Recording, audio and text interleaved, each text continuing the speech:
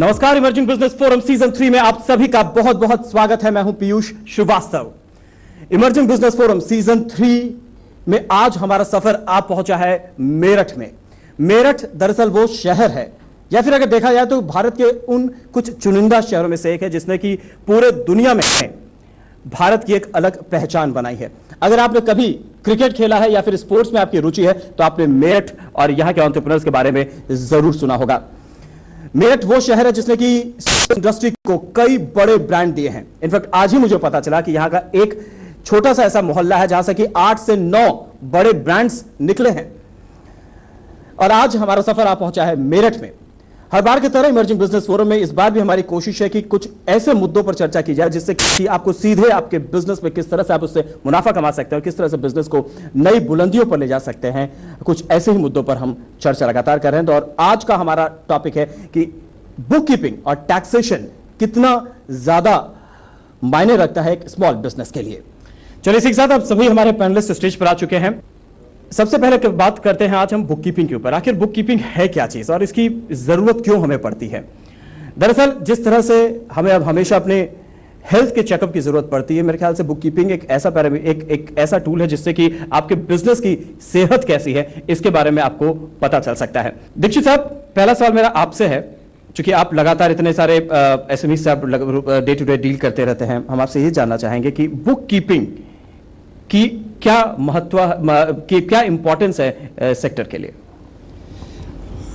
एक proper book keeping की आवश्यकता एमएसएमई के लिए सबसे अधिक ये है कि वो जो बाहर वाले व्यक्ति हैं, जो बाहर वाली संस्था हैं, उनको उस संस्थान की पोजीशन को बताता है।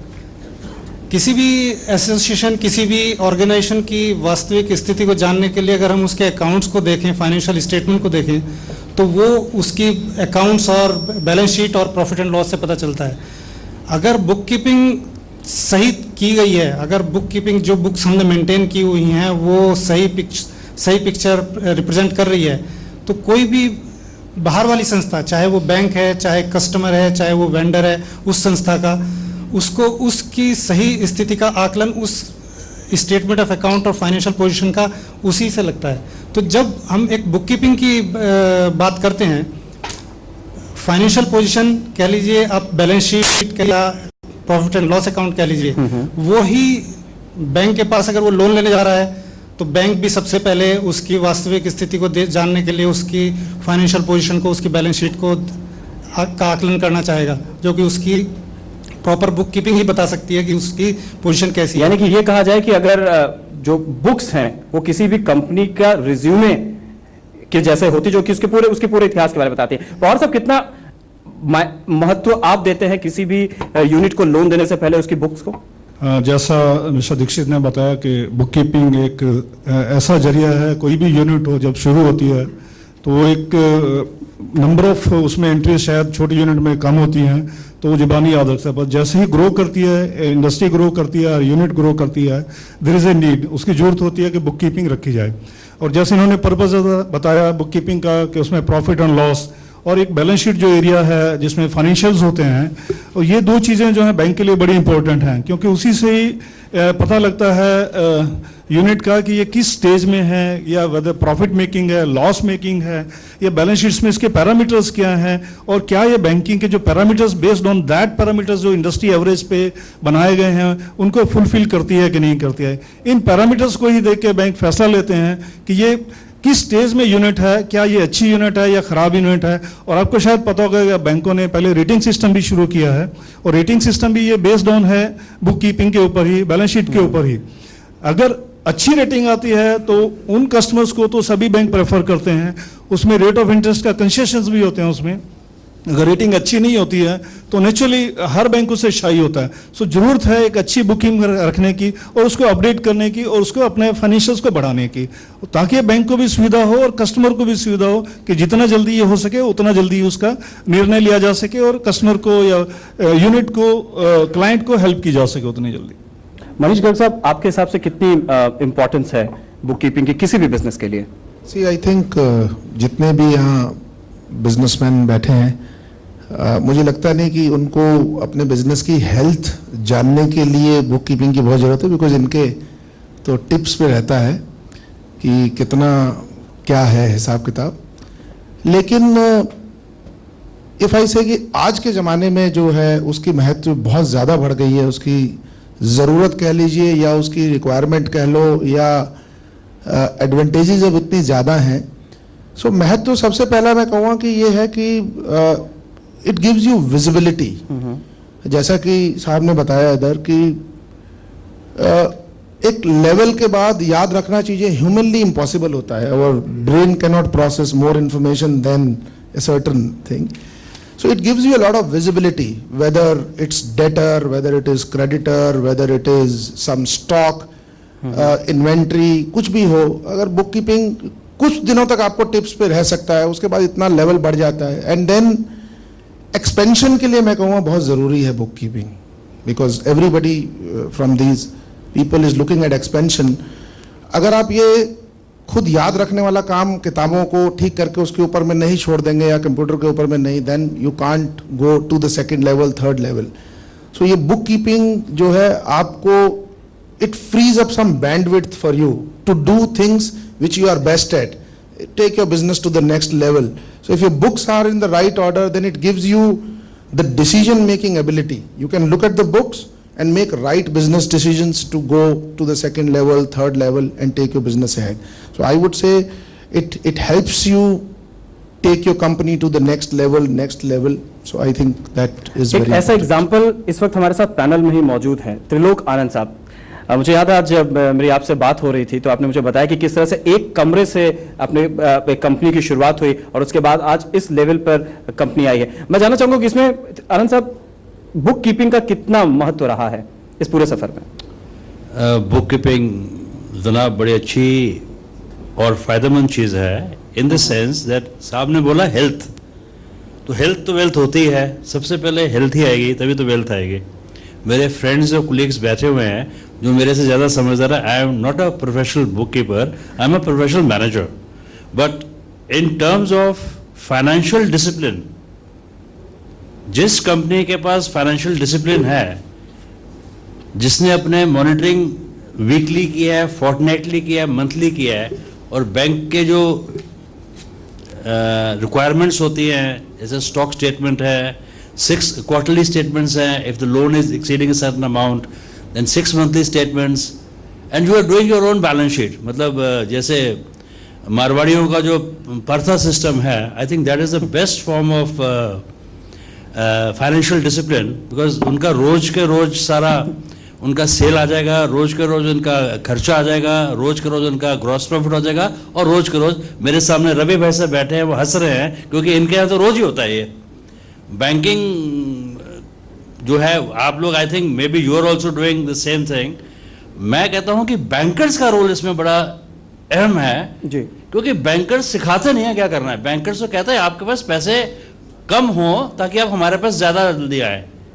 मैं कहता हूं बैंकर्स के पास हम लोग और जाएंगे जैसे एक्सपेंशन करने हैं, but if the bankers tell us that you look after 7 or 8 ratios, सिर्फ 7-8 रेशोज अगर आप अपनी बैलेंस शीट बनाएंगे, उसमें 7-8 रेशोज अगर आप देख लीजिए, और 7-8 रेशो से आपको चल जाएगा पता कि आपकी हेल्थ कितनी है, कितना पैसा 2 नंबर का निकालना है, कितना नहीं निकालना। मेरे ख्याल से जो हेल्थ हमारी खराब होती है, हेल्थ इसीलिए खराब होती है कि हम लोग अब फिजिकल डिसिप्लिन नहीं इस्तेमाल करते। We do not realise that the money which we are taking out is our profits, and we are diluting our working capital by taking money out. मेरा तो सजेशन यही है भाई लोगों को, जो जिनको भी मैं कहता हूं कि that should be a very small proportion of the profits only. In certain trades I think if I go and ask कि मुझे बिल चाहिए, मुझे बिल मिलता ही नहीं है कि वो पता नहीं क्या कहते हैं। जैसे दिल्ली का सदर बाजार है, दिल्ली के सदर बाजार में जोर लगा लीजिए आप, हम तो पेमेंट भी हमें कैश चाहिए और हम बिल भी नहीं देंगे आपके। तो I think we have to change our views. अभी हमें पीछे इनकम टैक्स वालों ने इन्वाइट किया था, गोयल साहब वहाँ थे और भी मेरे कुछ कोलीग्स थे, और उन्होंने हमें बड़े प्यार से चाय वाय भी पिलाई। मैंने कहा there is a change happening, I mean the banks are coming to us now, which is a good sign, and if the bank हमारे क्लाइंट्स को, हम लोगों को थोड़ा और फाइनेंशियल डिसिप्लिन सिखाएंगे कि आपको डरने की बात, इसमें कोई खतरा नहीं है किसी चीज का।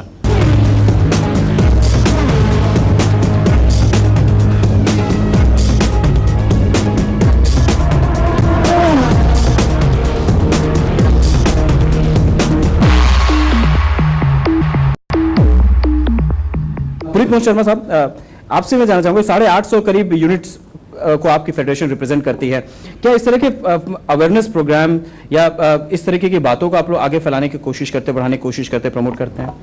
नहीं पीयूष जी, ऐसा तो नहीं हो पा रहा अभी, लेकिन फिर भी हम लोग कोशिश तो करते हैं कि जो लोग अपने टच में रहते हैं उन लोगों से बात भी करते हैं और उन लोगों को ये भी समझाने की कोशिश करते हैं कि आज खाली फाइनेंशियल उससे ही नहीं देखना चाहिए।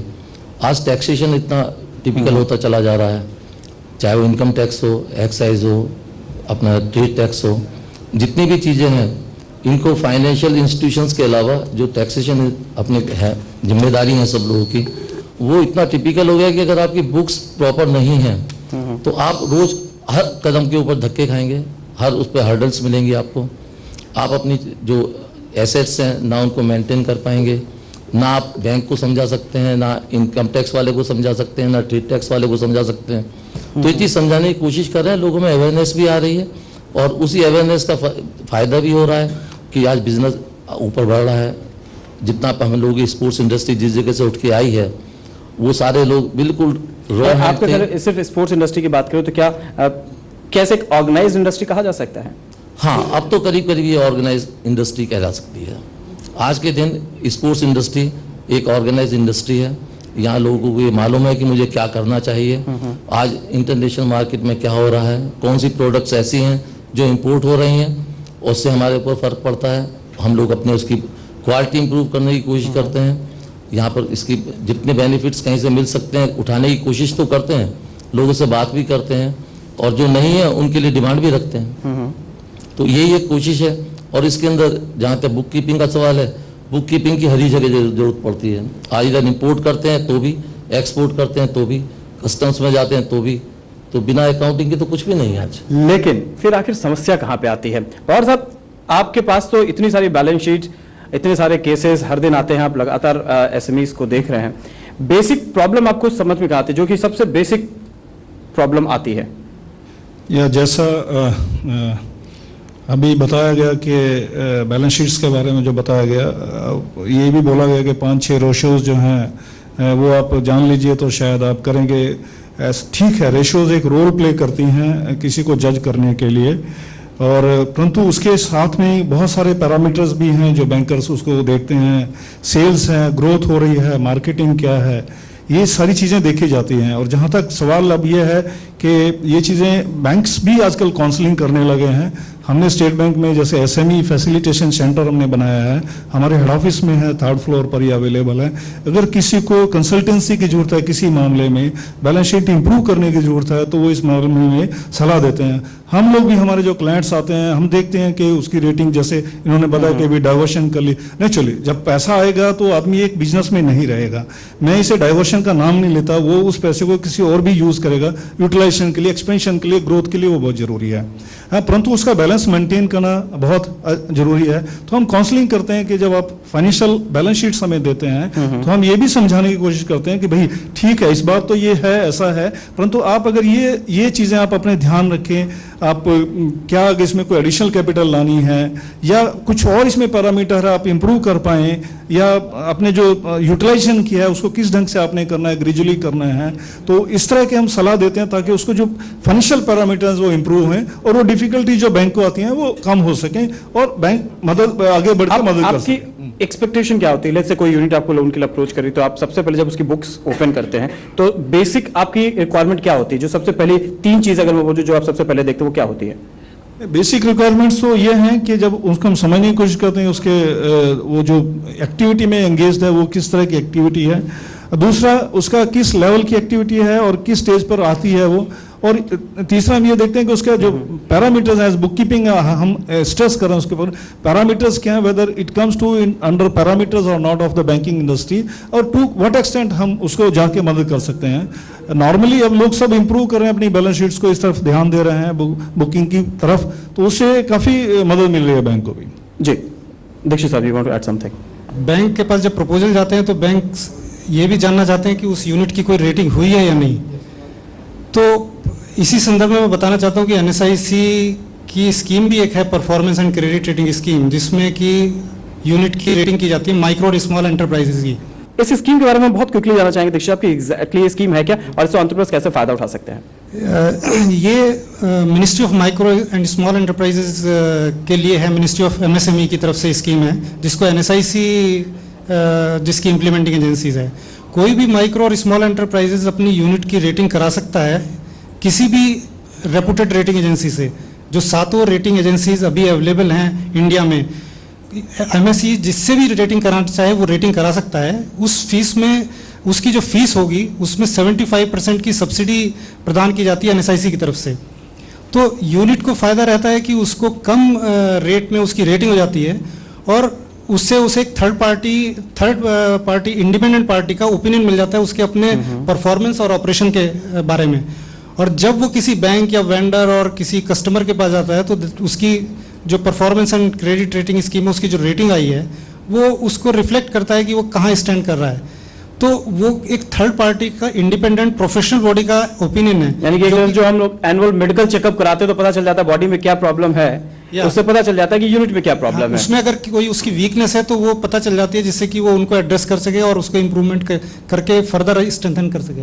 पवार साहब, आपसे हम जानना चाहेंगे कि लेट्स से अब तक मैंने अपने बिजनेस को बिल्कुल नॉर्मल तरीके से मेंटेन किया, मेरा 1.5-2 करोड़ का कंपनी का टर्नओवर था और अपने में आपस में मेरे खुद के अकाउंटिंग से काम चल जाता था। अब बिजनेस यहाँ से नेक्स्ट स्टेज पर जा रहा है, मुझे अपॉर्चुनिटी सामने दिख रही है। तो अगर मुझे ऑर्गेनाइज्ड होके तैयारी करनी है अपने अकाउंट्स को मेंटेन करने की, फाइनेंशियल डिसिप्लिन को मेंटेन करने की, तो शुरुआत कहाँ से करनी चाहिए?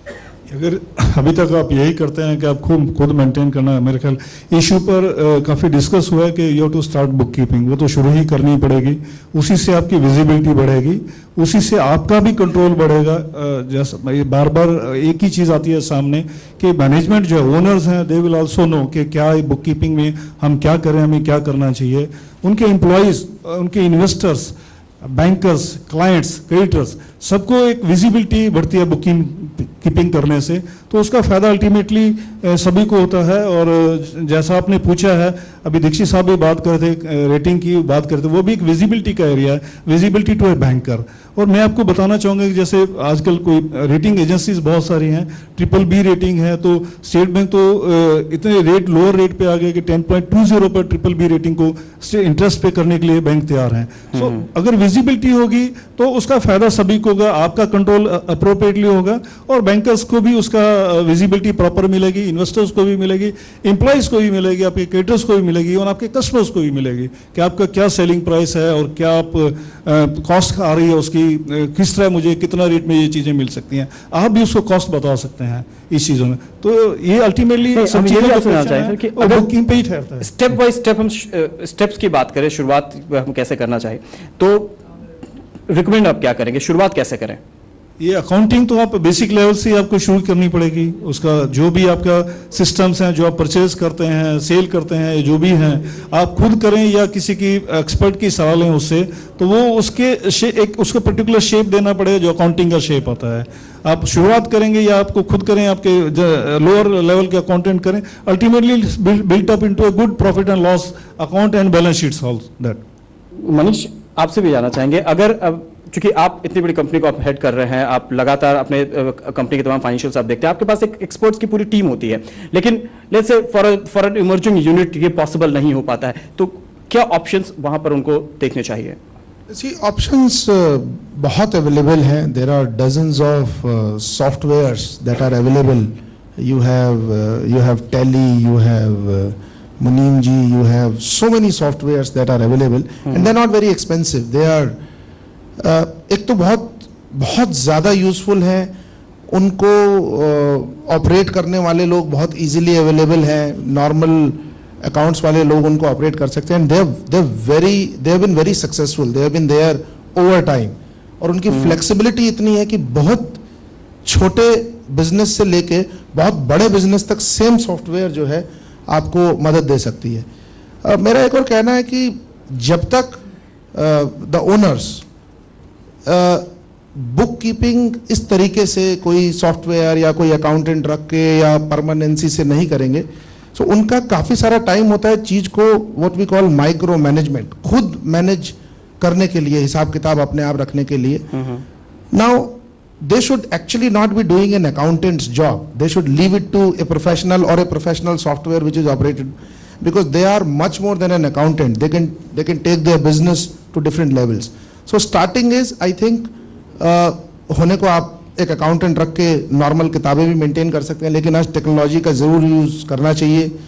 कंप्यूटर बहुत साधारण चीज़ है, बहुत सस्ती सॉफ्टवेयर्स है ये, और बहुत आसानी से मैनेज हो जाती है. आपका स्टोर से लेके बिलिंग से लेके परचेज, आपके रिटर्न भी वो बना देती हैं सॉफ्टवेयर्स. तो आपको बहुत मदद मिल जाती है और आप काफ़ी फ्री हो जाते हैं अपना बाकी और काम करने के लिए.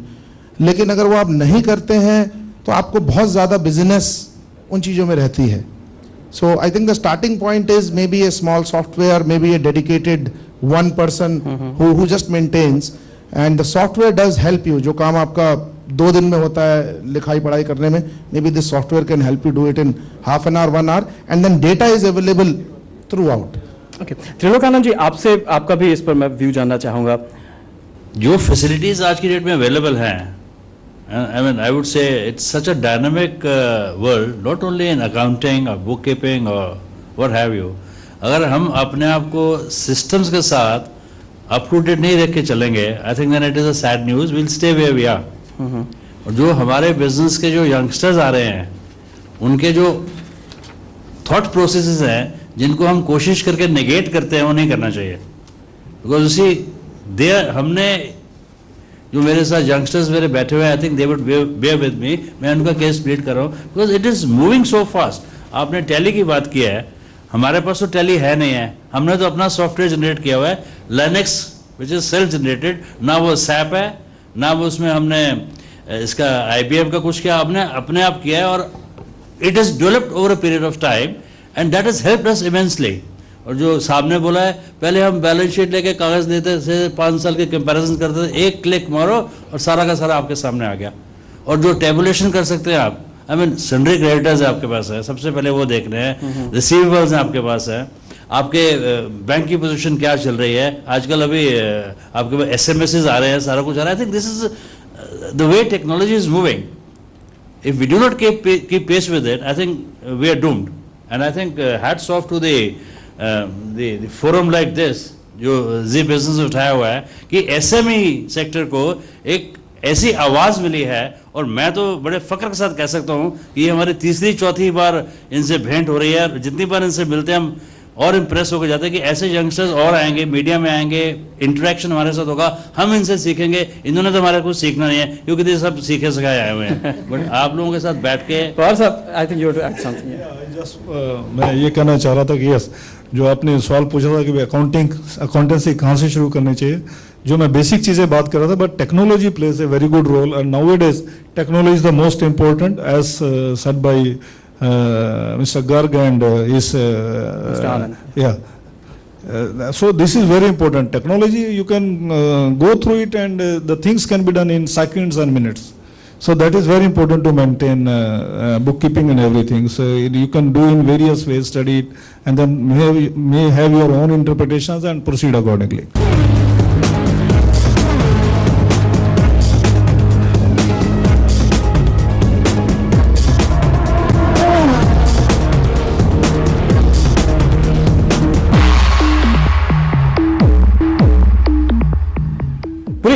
अगर टैक्सेशन की बात करो तो मेजर प्रॉब्लम इस वक्त आपकी इंडस्ट्री के सामने क्या आ रही है? जो हम लोग की जो इंडस्ट्री है, स्पोर्ट्स गुड्स इंडस्ट्री, ये कभी इसके अंदर इन लोगों ने चेंज नहीं किया. जो चीज़ पिछले 100 साल से 80 साल से स्पोर्ट्स गुड्स कहलाती चली आई हैं ऑल ओवर वर्ल्ड, चाहे वो अपने ओलंपिक्स रहे हों, चाहे वर्ल्ड गेम्स होते हों या कॉमनवेल्थ गेम्स होते हों. लेकिन इस टाइम पर इन लोगों ने अपने हमारे स्पोर्ट्स गुड्स में से ही कुछ आइटम्स को निकाल के बाहर करना शुरू कर दिया है. उसमें एक्साइज डिपार्टमेंट भी है और हमारा ट्रेड टैक्स डिपार्टमेंट भी है. एक्साइज डिपार्टमेंट कहता है साहब ग्लव्स जो हैं ये स्पोर्ट्स गुड्स नहीं हैं, उनको उन्होंने अलग क्लासिफिकेशन कर दिया है. They are charging 15%. ऐसे ही हम लोग यहाँ स्पोर्ट्स गुड्स के अंदर कुछ आइटम्स हैं जिन लोगों मुझे याद है जब पिछले साल मैंने गोयल साहब से मुलाकात करी थी, CBC चेयरमैन उस वक्त हुआ करते थे, तो उन्होंने भी इसका बताया था कि इसमें अलग अलग तरह के आते हैं प्रोडक्ट. इसलिए नहीं, ऐसा नहीं है. हमारा कहना तो बहुत क्लियर है. जो चीज़ 100 साल से आप लोग स्पोर्ट्स गुड्स के अंदर हम लोग बनाते चले आ रहे हैं, जिन चीज़ों को स्पोर्ट्स गुड्स के नाम से ही बेचा जाता है, जो सिर्फ स्पोर्ट्स की दुकान से ही बिकती हैं, जो आज तक ना कभी किताब की दुकान से बिकेगी, ना ज्वेलरी के यहाँ से बिकेगी, ना रेस्टोरेंट्स में मिलेगी, जो मिलनी ही स्पोर्ट्स गुड्स के यहाँ से है, उसका मैन्युफैक्चरर स्पोर्ट्स इंडस्ट्री है, तो उसको वो लोग क्यों चेंज कर रहे हैं? हमारा कहना है जो भी चीज है वो स्पोर्ट्स गुड्स से, आपको नहीं लगता है कि जो टैक्सेशन अलग अलग अलग तरह के जो तमाम टैक्सेस लग रहे हैं आपके ऊपर, जिससे आपको शिकायत है, जीएसटी आने के बाद वो सारी समस्या एड्रेस हो जाएगी उससे? हाँ, उससे हम लोगों को कोई प्रॉब्लम नहीं है। जीएसटी जो लगेगा वो सब पर एक समान लगेगा। जी, त्रिलोकानंद साहब, हमारा तो सिर्फ इतना कहना है कि स्पोर्ट्स गुड्स कहलाने चाहिए, उनका क्लासिफिकेशन अलग अलग नहीं होना चाहिए। त्रिलोकानंद साहब, आपका भी इस पर व्यू जानना चाहूँ। आपको लगता है कि जीएसटी आने के बाद काफी हद तक जो टैक्सेशन रिलेटेड समस्या खत्म हो जाएगी? मुझे नहीं पता जीएसटी कब आएगा, क्योंकि हम लोग जीएसटी के बारे में सुनते आ रहे हैं और सुनते सुनते कान भी पक गए हैं। I would not like to dwell on that subject which is political, highly political and very controversial. जितनी जल्दी है उतना अच्छा है और इंडस्ट्री का भला होगा। टैक्सेशन की बात कर रहे हैं, I think we should remember one thing कि हम उस देश में रहते हैं जहां पर 1980 तक हमारी टैक्स की पॉलिसीज इतनी बढ़िया थी कि हमारे से 98% पैसा सरकार ले जाती थी। हमारा तो बचता क्या था? Hardly anything. आज की डेट में ग्रेजुअली जो टैक्स हमारा स्ट्रक्चर आया है 30% plus what ever the taxes and all, I think it is a very healthy thing. मेरा तो प्ली अभी भी यही है कि अगर 2-4-5% टैक्सेस और कम कर दे for the MSME sector and the sector which is providing employment to a large number of people with a minimum of capital investment. अगर आप एक 10, 15, 20, 50 लाख की अगर इन्वेस्टमेंट करके कोई यूनिट चलाते हैं, capital investment in terms of machinery only, I think we can provide a huge amount of employment vis-a-vis a company in the large sector which is providing employment maybe after investing about a couple of crores per person. और हम computers की बात कर रहे हैं, book keeping बात कर रहे हैं। खैर, इसने हमें बहुत आगे लेके गया है और आगे लेके जाएंगे भी। I think in retrospect we should be happy and I would again urge my friends here जो एमएसएमई में बैठे हुए हैं, I would like to see few of them moving from the MSME sector to the large sector and my best wishes for them. ये अक्सर ऐसा देखने को मिलता है कि जो फिलहाल चली जो एग्जिस्टिंग टैक्स ब्रैकेट है, अक्सर होता है कि उसको अवॉइड करने के लिए टर्नओवर को कम करके दिखाना चाहते हैं, उसके लिए एक के बाद एक नई नई कंपनियां बन जाती है। आपको लगता है कि ये जो प्रैक्टिस है इसमें चेंज करने की जरूरत है, या ऐसी प्रैक्टिस अगर आपको ऑफन देखने को मिलती है क्या? आपने सही कहा है और हम इसमें सलाह भी देते हैं कि अगर आपको ग्रो करना है, ठीक है, जो भी टैक्सेशन पॉलिसीज हैं उसमें तो बैंक का रोल नहीं है, अल्टीमेटली एसोसिएशंस को या कुछ उसमें चेंजेस चाहिए तो उनको ही टेकअप करना पड़ेगा गवर्नमेंट के साथ में। हाँ, परंतु या टैक्सेशन देने के बाद में ग्रो करना है तो वो चीज़ें बैलेंस शीट में लानी ही पड़ेंगी और अप्रोप्रिएटली आप अपना बिल्टअप करेंगे टैक्सेशन के बाद में, तभी आप ग्रो कर पाएंगे और बैलेंस शीट में आ पाएगा। तो ये बहुत ज़रूरी है उसमें। जी, इस रेफरेंस में मैं इस एक बजट में जो अनाउंसमेंट हुआ है कि एमएसएमई को जो बेनिफिट मिलते हैं, if they will grow to further category for the next 3 years they will be eligible for those benefits which they are getting. I think this is a welcome move and most of the MSME will get that benefit and will grow further. Exactly. Puneet Mohan Sharma साहब, आपसे एक आखिरी सवाल करना चाहूँगा, उसके बाद मैं फ्लोर को ऑडियंस के लिए ओपन करना चाहूँगा। एसोसिएशन के लेवल पे क्या इस तरह की चीज़ों को प्रमोट किस तरह से आप लोग कर रहे हैं? नहीं, हम लोग इसके लिए कोशिश तो करेंगे और आगे अपनी कोशिश जारी रखेंगे और हम लोग चाहेंगे कि जितने हम लोग के यहाँ अब जितना यंग अपना ब्लड आ रहा है वो एजुकेटेड है, एक तो उसको मालूम है कि मुझे क्या करना है, उसकी एजुकेशन भी अब या तो टेक्निकल फील्ड से है और या वो कॉमर्स साइड से है। हमारे यहाँ एमबीए भी करके लोग आ रहे हैं अपने बच्चे, या हम लोग यहाँ इंजीनियरिंग साइड से आते हैं। और आज जो एमबीए करके आ रहा है या कॉमर्स साइड से आ रहा है उसको बताने की ज़रूरत नहीं रहती कि क्या होना है, वो खुद जानता है, वहाँ से सीख के आता है कि पहले मुझको किस तरह से डेवलपमेंट करना है, मुझे कहाँ से बेनिफिट्स होने हैं, कहाँ से बेनिफिट्स नहीं होने हैं। यही उन लोगों के साथ बुक कीपिंग के लिए है। वो लोग बुक कीपिंग की वैल्यू समझते हैं, वो लोग ये भी जानते हैं कि अगर हम लोगों ने अपना प्रॉफिट है जो भी है, अगर हम लोग इसमें शो करते हैं तो हम लोग डाइवर्सिफाई भी कर पाएंगे कल को। अगर हम लोग प्रॉफिट ही नहीं दिखा रहे हैं तो हम लोग कहाँ जाएंगे? Exactly. तो उन लोगों को समझ भी है। पहले की बात अलग हुआ करती थी, पहले हम लोग जो लोग रखते थे अकाउंट्स के लिए वो जनरली रिटायर्ड लोग होते थे। एक सीडीए डिपार्टमेंट होता था, पोस्टल डिपार्टमेंट होता था, वही लोग अकाउंटेंट लोगों के यहाँ जनरली हुआ करते थे। उनको कोई हम लोगों को भी सपोर्ट मिलती थी, उन लोगों को भी सपोर्ट मिलती थी। लेकिन आज यंग ब्लड है, बहुत सीखा हुआ है बहुत कुछ उसको मिलता है सीखने के लिए। और एजुकेशन जितना बढ़ती चली जा रही है उससे ये हम लोग की इंडस्ट्री भी उससे फ़ायदेमंद हो रही है। और हर फैमिली ये ज़रूर चाहती है कि नेक्स्ट जनरेशन वो आगे बढ़े, और वो बच्चे जो आ रहे हैं वो हम लोगों को भी उल्टा सिखा रहे हैं कि हम लोग कहाँ गलती कर रहे थे। और छुपाओ मत, अब जितना भी आप लोग आगे खुल के काम कर सकते हैं वो तभी कर सकते हैं जब बैलेंस शीट के अंदर हम लोग का प्रॉफिट ज़्यादा हो। इसका सबसे नायाब एग्जांपल मैंने देखा तिरुपुर में, जहां पर कि 80% of the first generation entrepreneurs never been to school, और उसके बाद भी उन्होंने 2000 से 5000 करोड़ का टर्नओवर पहुंचाया तिरुपुर का। और आज जो सेकंड जनरेशन ने जब टेक ओवर किया तो वहां का टर्नओवर 20,000 करोड़ के करीब जा पहुंचा है।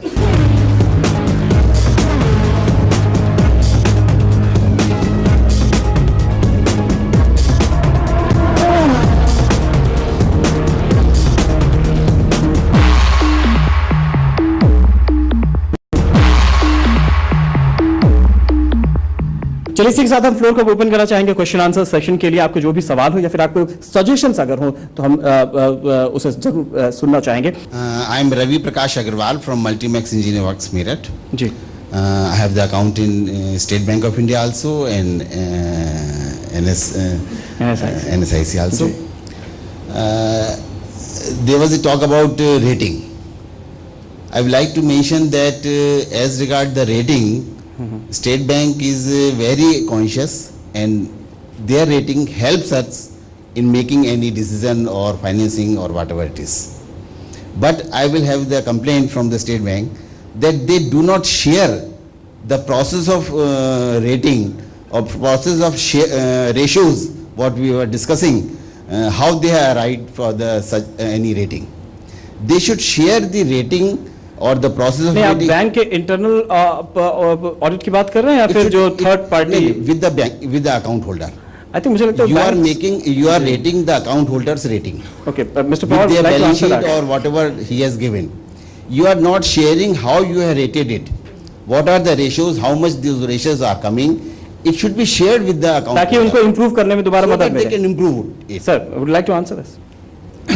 जैसे आपने बोला, हर बैंक इंक्लूडिंग स्टेट बैंक भी अपनी इंटरनल रेटिंग करता है, और इंटरनल रेटिंग करने के कुछ पैरामीटर्स हैं, उसमें फाइनेंशियल स्कोर है, यूनिट का कंडक्ट है, और मैनेजमेंट के बारे में परसेप्शन है बैंक का, तो ये सब चीज़ें हैं। और ऐसा नहीं है कि हम शेयर नहीं करते हैं, अगर ऐसा नहीं किया गया है तो शेयर करना चाहिए। हाँ, कुछ एरियाज ऐसे हैं जैसे मैनेजमेंट के बारे में परसेप्शन है, कुछ है, वो चीज़ें ऐसी हैं जहाँ थोड़ी सी प्रॉब्लम हो सकती है। आई थिंक वो एरिया ऐसा है जहाँ थोड़ा सा संभव नहीं है शेयर करना। अदर बाकी चीज़ें तो फाइनेंशियल पैरामीटर तो आपको भी पता है, रेशोज आप भी कैलकुलेट कर सकते हैं, उसमें कोई दुराव नहीं होना चाहिए, शेयर किया जाना चाहिए। और उल्टा मैं तो आपको ये बता रहा हूँ कि हमने तो ये सजेशन देनी शुरू किया है। आई एम डीजीएम एसएमई वहाँ पे हूँ, तो हमने तो सजेशन दिया है। बहुत सारे कस्टमर्स मेरे पास आते हैं, मैं उनको सजेशन देता हूँ कि आप किस एरिया में इंप्रूव कर सकते हैं, किस एरिया में आप जा सकते हैं ताकि आपका रेटिंग इंप्रूव। ये मेरा काम सिर्फ रेटिंग करना नहीं है और उसके हिसाब से रेट देना नहीं है, मेरा काम उसको अगले साल में उसको एक स्ट्रॉन्ग यूनिट भी बनाना है, मेरा काम है। तो अगर जब तक मैं शेयर नहीं करूंगा, ये चीजें नहीं बताऊंगा किस एरिया में आपकी कमी है, किस एरिया में नहीं है, तो यूनिट कैसे स्ट्रॉन्ग बनेगी? तो मैं हेल्प नहीं कर रहा हूं, मैं जो उसकी हेल्प कर रहा हूँ उसकी हेल्प नहीं कर रहा हूँ, मैं इस ढंग से अपनी हेल्प कर रहा हूँ। सो मैं तो इसमें बिलीव करता हूँ और हम ये कर भी रहे हैं। एब्रेशंस हो सकते हैं कहीं पे, ऐसा मैं मना नहीं करता, होने नहीं चाहिए। As regard the outside rating, I would like to mention NSIC outside rating पर डिपेंड करता है। आउटसाइड रेटिंग जब होती है जब projected balance sheet, audited balance sheet आ जाती है। ऑडिटेड बैलेंस शीट आएगी अक्टूबर तक, सितंबर अक्टूबर तक ऑडिटेड बैलेंस शीट आती है, उस बार हम रेटिंग कराएंगे। वो रेटिंग जो है वो रेटिंग एजेंसी करेंगी as on last year March 2012। 6 महीने निकल चुके होते हैं। प्रोग्रेसिव यूनिट के लिए 6 महीने तो बहुत मायने रखते हैं।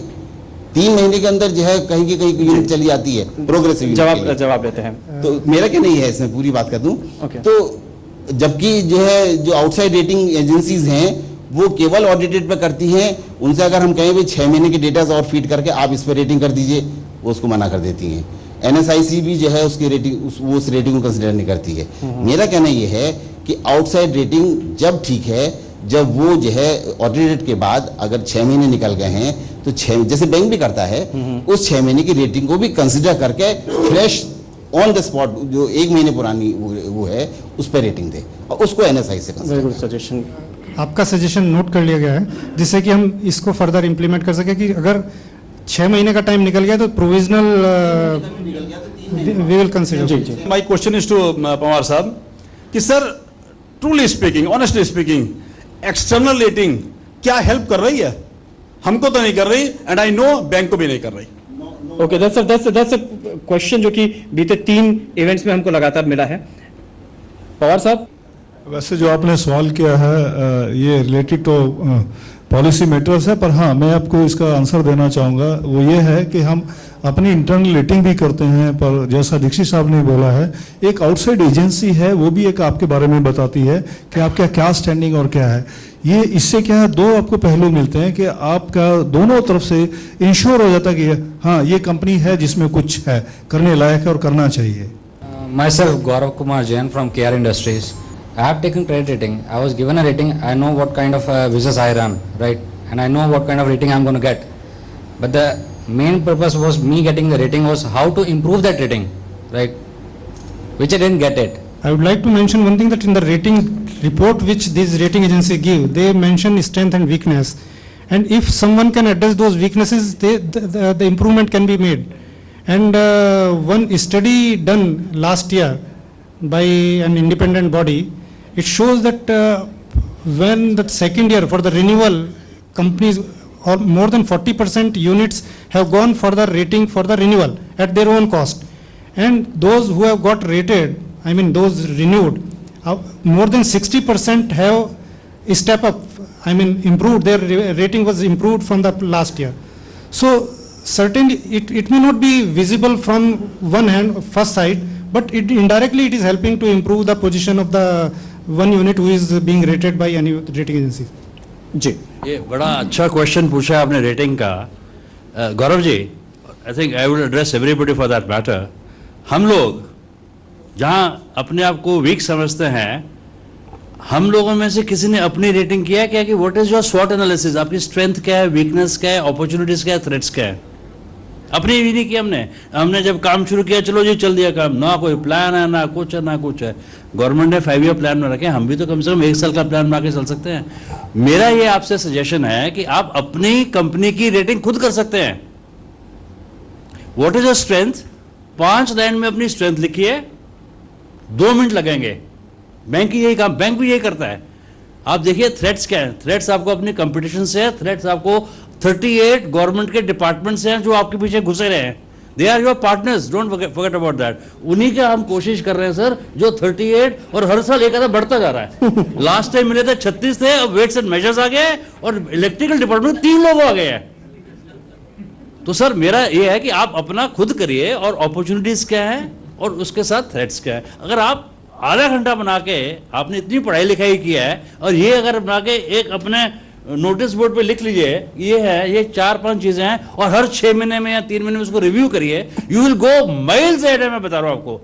आप सेल्स टारगेट्स फिक्स करते हैं, प्रॉफिट फिक्स करते हैं कि इतनी रिटेन अर्निंग्स होनी चाहिए ताकि मुझे बैंक पैसा दे, ताकि मैं अपनी गाड़ी इंप्रूव कर लूँ, मैं दिल्ली में एक बंगलो ले लूँ, गुड़गांव में एक अपार्टमेंट ले लूँ, करते करते। But if you do that, I tell you young people sitting before me, अब तो हमारे पास तो टाइम नहीं है ये करने के लिए, हमने कभी सोचा था, लिख के रखिए। If you pin it down, you see, you will go miles ahead in the times to come. Take my words for it. Thank you. great suggestion sir, thank you very much sir. Ashok Bhalla, partner Bhalla International, Meerut. Puneet ji ने अभी एक सवाल उठाया था, sports industry के ऊपर taxation का बहुत भार पड़ता जा रहा है। उसमें एक ऐड करना चाहूँगा कि एक क्वेश्चन आपने किया था कि स्पोर्ट्स को स्पोर्ट्स माना जाना चाहिए। अगर इसके बारे में हम पूछें कि क्रिकेट के अंदर हमारे बैटिंग ग्लव्स यूज़ होते हैं, क्या वो बैटिंग ग्लव्स कहीं और यूज़ किए जा सकते हैं? सवाल ही नहीं है। तो फिर क्यों नहीं उसे क्रिकेट के हेलमेट का दूसरा यूज मैंने देखा है। लेग गार्ड अगर हम पहनते हैं, क्या लेग गार्ड कहीं और यूज हो सकता है? बिल्कुल नहीं। हेल्थ फिटनेस के लिए हम लोग बहुत शोर मचाते हैं कि हेल्थ फिटनेस को बढ़ावा मिलना चाहिए, लेकिन कहाँ बढ़ावा मिल रहा है? उसके ऊपर तो और इतना टैक्स लगाया जा रहा है, एक्साइज लगाई जा रही है। कौन हेल्थ फिटनेस की तरफ ध्यान देगा? कोई भी नहीं दे पाएगा। Second, state Bank of India, मैं 1957 से account state Bank of India में है। 1962 में मैंने कंपनी ज्वाइन की, और 1962 में मेरी कंपनी माइनस कैपिटल में थी। आज आप देख सकते हैं कि Bhalla International and this Bravura Gold Resort उसी की बैकबोन है। स्टेट बैंक जो हमें इतना मतलब सपोर्ट किया, I am very much thankful to State Bank of India, जिसने मेरे को इतना सपोर्ट किया कि मैं आज इस स्टेज पर पहुंचा हूं। Thank you. Thank you very much. Thank you. I am Shubhendra Mittal, and I have a small unit by the name of Mittal Engineering Works. We are into the manufacture of farm machinery. This is not. इससे पहले आप सवाल पूछे या कुछ कहें, मैं आपसे एक छोटी सी रिक्वेस्ट, जो आपने कहा ना कि I have a small unit, I have an emerging unit. Okay. This is no question that I have. It's just in continuation with what Mr. Ajay Gupta had said. जी। All I would like to share and put forward to the government through this forum is give us power, give us transportation facilities, and give us law and order. Rest we are all intelligent enough and we'll manage on our own. क्या बात है। Thank you very much. चलिए इसी के साथ आज के इस सफर को फिलहाल हम यहीं पर खत्म करेंगे। आप सभी का बहुत बहुत शुक्रिया इस कार्यक्रम में भाग लेने के लिए। आप हमें फेसबुक पर भी फॉलो कर सकते हैं www.facebook.com/emergingbusinessforum, या फिर हमारे तमाम इवेंट्स की जानकारी के लिए आप हमारी वेबसाइट पर लॉगिन कर सकते हैं www.zbiz.com/emergingbusinessforum। हमारा अगला पड़ाव मुरादाबाद में है। एक बार फिर से वहां पर एक नए मुद्दे के साथ आप सभी से होगी मुलाकात। तब तक के लिए दीजिए हमें इजाजत। नमस्कार।